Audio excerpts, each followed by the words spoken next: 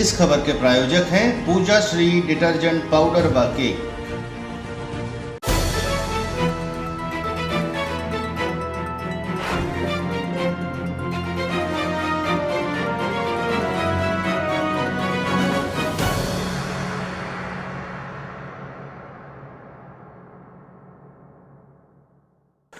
नमस्कार, मैं हूं केशव तिवारी और अलग अंदाज में रहती हैं खबरें हमारी। 2024 के लोकसभा चुनाव में सतना के लिए भारतीय जनता पार्टी और कांग्रेस ने अपने प्रत्याशी घोषित कर दिए हैं, लेकिन बहुजन समाज पार्टी ने अभी अपने पत्ते नहीं खोले हैं।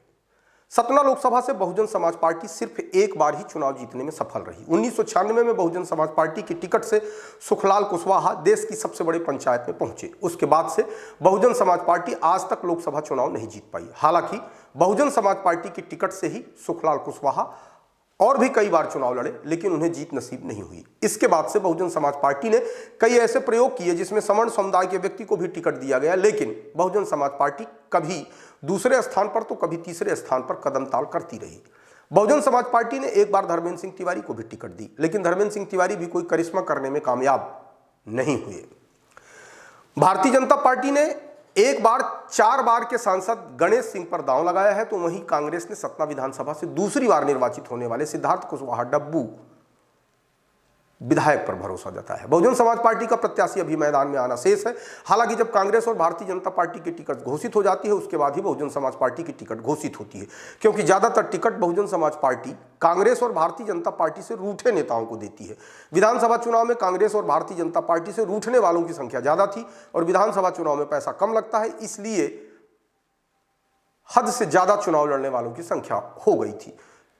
नागौद विधानसभा से कांग्रेस से रूठकर यादवेंद्र सिंह ने जहां बसपा की टिकट पर चुनाव लड़ा, वहीं भारतीय जनता पार्टी से रूठकर रत्नाकर चतुर्वेदी सीवा सतना से तथा सुभाष शर्मा डोली चित्रकूट विधानसभा से चुनाव लड़े।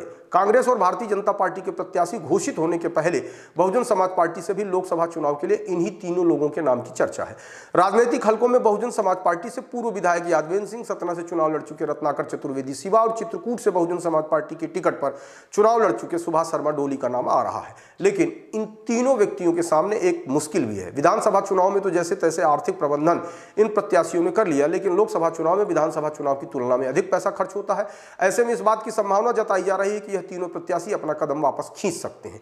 इन तीनों नाम के अलावा एक नाम चर्चा में और आ गया है। मैहर विधानसभा से चुनाव हार चुके नारायण त्रिपाठी, जो कल तक विंध्य प्रदेश बनाने की बात कर रहे थे, अब विंध्य प्रदेश का राग भूलकर नारायण त्रिपाठी बहुजन समाज पार्टी की टिकट मांग रहे हैं। यदि बहुजन समाज पार्टी ने नारायण त्रिपाठी को टिकट दे दिया तो बहुत संभव है कि नारायण त्रिपाठी लोकसभा का चुनाव लड़े।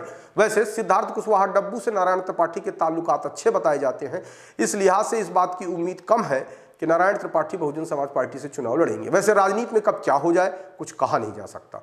कब कौन किसका दोस्त दुश्मन बन जाए, कब कौन दुश्मन किसका दोस्त बन जाए, यह राजनीति में ही संभव है। इस बार इस बात की संभावना कम है कि बहुजन समाज पार्टी से अच्छे लाल कुशवाहा लड़ेंगे, क्योंकि कांग्रेस से सिद्धार्थ कुशवाहा चुनाव लड़ रहे हैं।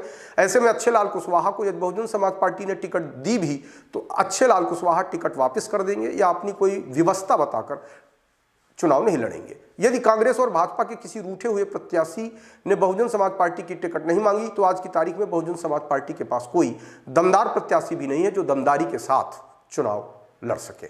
आपको हमारी खबरें कैसी लगती हैं कमेंट बॉक्स में आके कमेंट कर सकते हैं, लाइक कर सकते हैं, शेयर कर सकते हैं। यदि आप विशाल खबर चैनल को देख रहे हैं और अभी तक सब्सक्राइब नहीं किया है तो विशाल खबर चैनल को सब्सक्राइब कर हमें अपना आशीर्वाद जरूर प्रदान करें।